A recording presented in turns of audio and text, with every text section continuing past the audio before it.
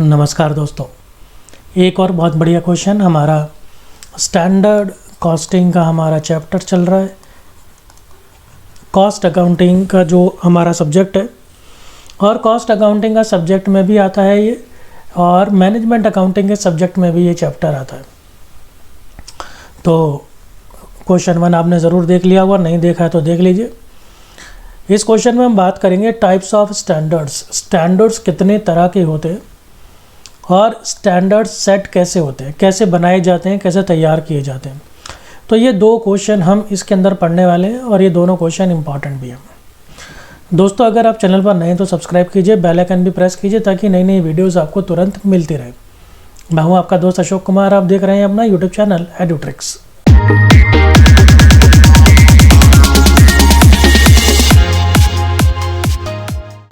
आइए देखते हैं कि हमारे जो स्टैंडर्ड्स हैं वो कितने तरह के होते हैं।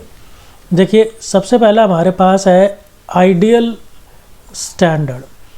आइडियल स्टैंडर्ड का मतलब हो गया आदर्श,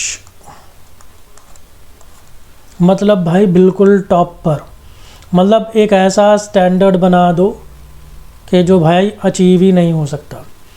थोड़ा सा मैं स्टैंडर्ड के बारे में बता देता हूँ।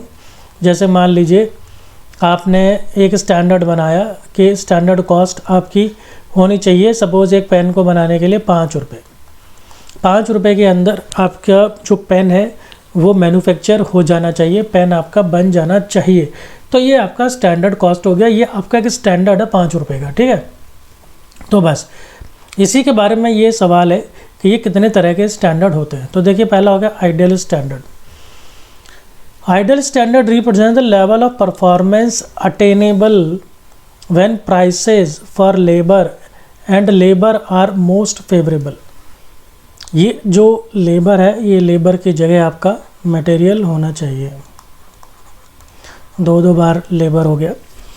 तो prices for material and labour are most favourable, यानी कि आपकी परफॉर्मेंस कैसी होनी चाहिए जब आपकी मटेरियल की कॉस्ट, जब आपकी लेबर की कॉस्ट, जब आपके दूसरे एक्सपेंसेस की जो कॉस्ट है वो मोस्ट फेवरेबल है, यानी कि आपके फेवर में है, आपके पक्ष में, यानी कि जो कॉस्ट है वो कम है। So when the highest output is achieved, तो जब आपकी जो कॉस्ट है वो कम होगी तो आपका जो प्रोडक्शन होगा वो क्या होगा, वो ज़्यादा नहीं होगा, वो मैक्सिमम होगा।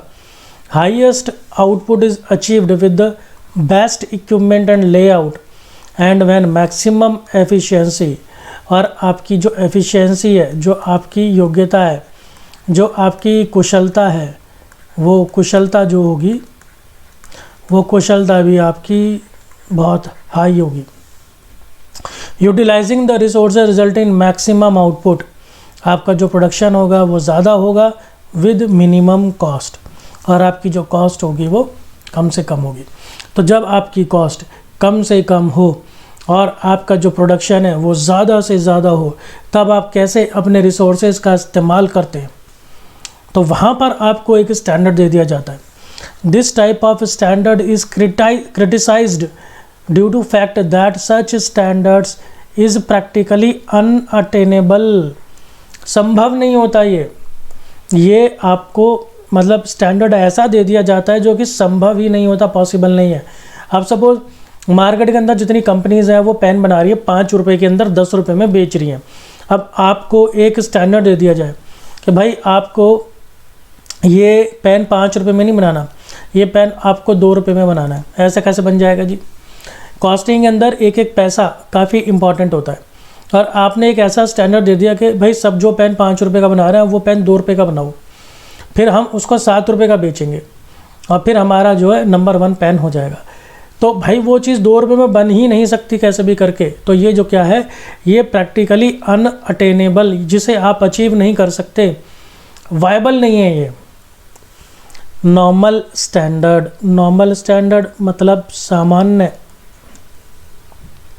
Normal standard can be achieved, इसको आप अचीव ज़रूर कर सकते हैं अंडर नॉर्मल ऑपरेटिंग कंडीशंस, बिल्कुल नॉर्मल कंडीशन। जैसे मैंने एग्जांपल दिया ऊपर कि बाकी जो पेन बनाने वाले हैं वो 5 रुपये में बना रहे हैं, तो आपने भी अपना स्टैंडर्ड रख दिया, भाई चलो ठीक है 5 रुपये में हम भी बना लेंगे।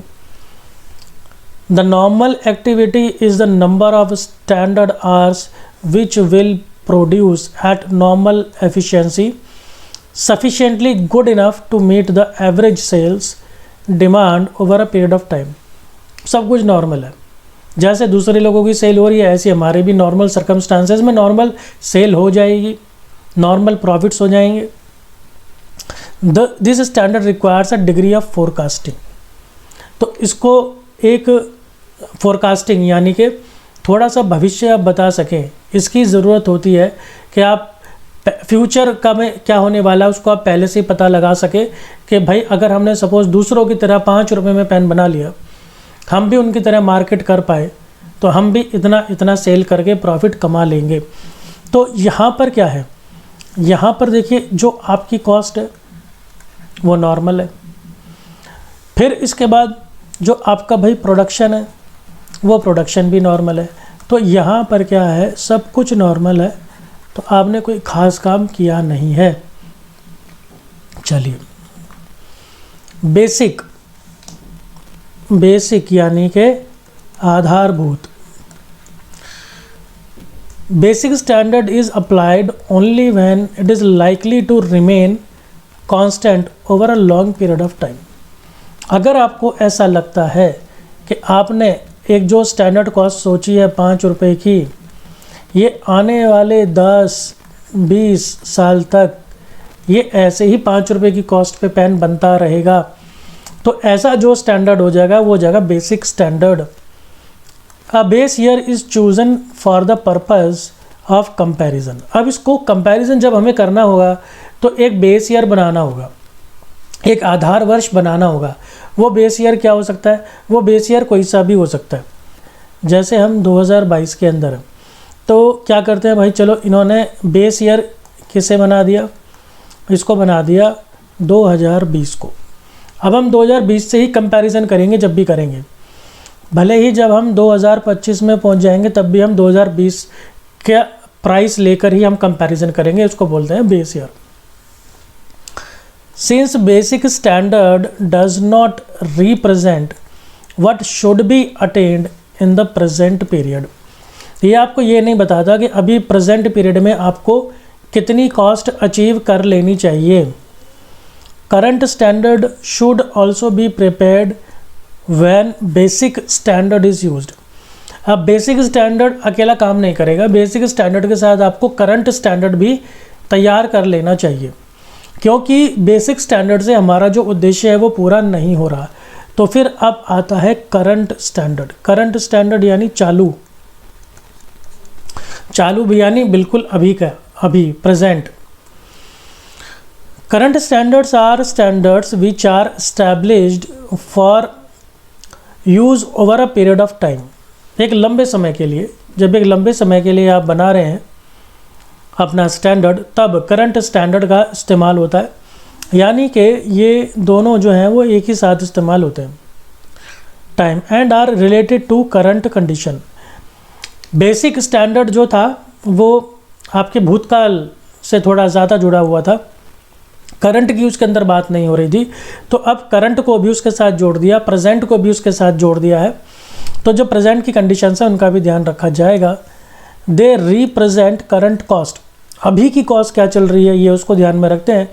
To be expected from efficient operation, तो अभी करंट में अगर हम बनाएं तो कितनी कॉस्ट आएगी, ये इसका ध्यान यहाँ पे रखते हैं। These standards do not anticipate ideal performance, they are difficult but possible to achieve.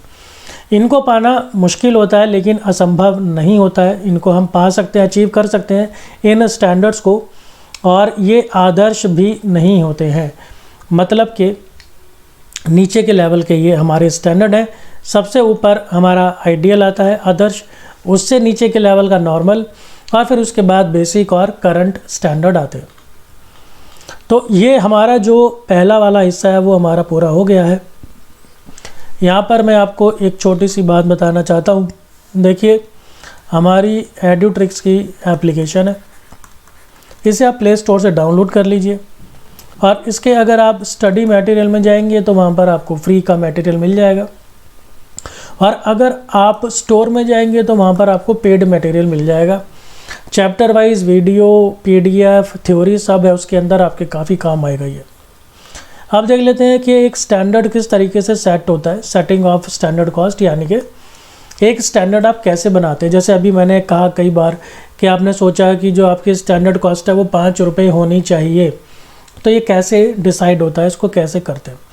तो इसके लिए कुछ पॉइंट्स हैं, कुछ चीज़ें हैं जो आपको ध्यान में रखनी होती हैं, ठीक है जी। तो ये चीज़ें क्या है, कौन सी हैं, इनको हम देख लेते हैं। देखिए, सबसे पहले हमारे पास स्टडी। भाई पढ़ाई पूरी करो आप, जो भी उसका थ्योरेटिकल वर्क है, उसका आगे करंट का जो भी है सब, भूतकाल भी आपको स्टडी करना है, जितने भी उसके एस्पेक्ट्स हैं सब पढ़ने। Study of technical and operational aspects of the concern, मतलब टेक्निकली उसके अंदर क्या क्या चाहिए, और उसको चलाने के लिए कि दोनों से संबंधित जितनी भी और सारी चीज़ें सबकी फुल स्टडी करो। Such as methods of manufacture, किस तरीके से आप बनाएंगे, एंड द प्रोसेसेस इन्वॉल्व्ड, और उस मेथड के अंदर कौन कौन सी प्रक्रियाएं, कौन कौन से प्रोसेस होंगे। मैनेजमेंट ऑफ ऑर्गेनाइजेशन, मैनेजमेंट कैसा होगा हमारी कंपनी का। The line of assignment of responsibility, जिम्मेदारियां कैसे किस किस को किस तरह दी जाएंगी। डिवीज़न ऑफ ऑर्गेनाइजेशन, जो आपका कंपनी होगी, जो बिजनेस होगा, ऑर्गेनाइजेशन होगा, उसको आप कैसे डिवाइड करेंगे, किन किन हिस्सों में, किन किन डिपार्टमेंट्स में कैसे डिवाइड करेंगे। इनटू कॉस्ट सेंटर्स, ठीक है, जो मैंने आपको बताया कि अलग अलग उनके डिपार्टमेंट्स बना दिए जाएंगे, उन्हीं को कॉस्ट सेंटर भी बोलते हैं। Units of measurement of input and output, आपका जो माल आएगा या जाएगा तो उसकी यूनिट्स क्या होंगी, किलोग्राम में आएगा, किलोग्राम में जाएगा, लीटर में आएगा, पीसेज में जाएगा, कैसे। एंटिसिपेशन ऑफ वेस्ट, वेस्ट कितनी होगी आपके प्रोडक्शन के अंदर, बेकार ख़राब माल कितना होगा, रिजेक्शन कितनी होगी, लॉसेस कितने होंगे, आप कितनी कुशलता आपके काम में होनी चाहिए, कैपेसिटी क्या होगी आपके प्रोडक्शन की, कितना माल आप बनाएंगे। इन सब चीज़ों की डिटेल्ड स्टडी करना ज़रूरी है सबसे पहले। फिर है रिव्यू, चेक करना existing costing system and the cost records and forms in use. अभी करंटली आपका कॉस्टिंग का सिस्टम कैसा है, अभी आपके कॉस्ट रिकॉर्ड्स कैसे हैं, जितने भी कॉस्ट रिकॉर्ड्स बना रखे हैं, ठीक है, बहुत सारे कॉस्ट रिकॉर्ड्स बनते हैं। अगर आप इस चैप्टर को पढ़ रहे हैं तो इससे पहले भी आपने बहुत सारे चैप्टर पहले ही पढ़ लिए होंगे। फॉर्म्स कौन कौन से यूज़ हो रहे हैं, तो ये सब चीज़ों के बारे में। फिर टाइप है, क्या टाइप की क्या बात हो रही है, the type of standards to be used, किस तरह का स्टैंडर्ड आप बनाने जा रहे हैं। टाइप अभी हमने ऊपर ही पढ़ा है कुछ मिनटों पहले कि आपका करंट होगा, बेसिक होगा, नॉर्मल होगा। स्टैंडर्ड कॉस्ट किस तरह का आप सेट करने जा रहे हैं। अच्छा जी, standard, the choice of a particular type of standard will depend upon 2 factors. अब ये जो आप 4 में से कोई एक तरह का स्टैंडर्ड चुनने जा रहे हैं तो वो 2 चीज़ों पर निर्भर करता है। Which type would be most effective for cost control in the organisation, सबसे ज़्यादा असरदार कौन सा स्टैंडर्ड होगा आपके कॉस्ट कंट्रोल करने के लिए। दूसरा, whether the standards will be merged in the accounting system और kept outside the accounts as statistical data. अब ये जो आप स्टैंडर्ड बनाएंगे ये आपके अकाउंटिंग सिस्टम या कॉस्ट अकाउंटिंग सिस्टम के साथ जुड़ पाएगा, उसके साथ मेल मिलाप कर पाएगा या नहीं, या फिर अपने आप में अलग ही पड़ा रहेगा। नेक्स्ट देखते हैं जी, classification, proper classification of the accounts so that the variances may be determined in the manner desired. आपको क्या करना होगा, क्लासिफिकेशन अच्छे से करना होगा, किसका, अकाउंट्स का। जैसे आप जानते हैं फाइनेंशियल डिपार्टमेंट अलग होता है, वो अपनी फाइनेंशियल अकाउंटिंग करता है, जो कॉस्ट अकाउंटिंग डिपार्टमेंट है वो अपनी कॉस्ट अकाउंटिंग वाली करता है, फिर वो भाई 20-30 तरह के आपके अकाउंट सारे बनाता है। तो उन सब का प्रॉपर सही क्लासिफिकेशन, रिकॉर्डिंग वगैरह सब कुछ सही से होनी चाहिए, ताकि आपको पता चल सके कि भाई वेरिएंस कहाँ पर आ रहा है और कितना आ रहा है। वेरिएंस क्या, आपने सोचा भाई हम 5 रुपये में चीज़ बना लेंगे स्टैंडर्ड कॉस्ट, लेकिन एक्चुअल कॉस्ट जब असल में काम करा तो असल में कॉस्ट आई 6 रुपये की। तो 1 रुपये का आपका वेरिएंस आ गया, डिफरेंस आ गया। 1 रुपये की कॉस्ट आपकी ज़्यादा आ रही है भाई, क्यों आ रही है? तो ये वेरिएंस पता लगाना बहुत ज़रूरी है, ताकि उसके जो कारण है उनको दूर करके हम कॉस्ट को 5 रुपये पर ला सकें। जिम्मेदारी, fixation of responsibility for setting standards. जिम्मेदारी भी तो होनी चाहिए, कोई तो जिम्मेदार होगा, कोई तो जिम्मेदार होगा इस 1 रुपये फालतू की कॉस्ट के लिए। ऐसा तो हो नहीं सकता कोई जिम्मेदार ना हो। तो जिम्मेदारी फिक्स करनी बेहद ज़रूरी है। As definite responsibility for variances from standards is ultimately to be laid on individuals and department. भाई बिल्कुल क्लियर कट रिस्पॉन्सिबिलिटी होनी चाहिए। कौन इंडिविजुअल व्यक्ति इस चीज़ के लिए जिम्मेदार है, कौन सा डिपार्टमेंट उस चीज़ के लिए ज़िम्मेदार है, बिल्कुल क्लियरली होना चाहिए। दोस्तों ये 2 क्वेश्चन हमने पढ़े, एक ही क्वेश्चन के अंदर, काफ़ी इंपॉर्टेंट है, बहुत बार आते हैं। आपको कैसा लग रहा है? कोई सजेशन है, कुछ भी है, कमेंट बॉक्स में बताइए। इसी तरह से जुड़े रहिए, मैक्सिमम शेयर कीजिए। मिलता हूँ आपसे अगली वीडियो में। धन्यवाद।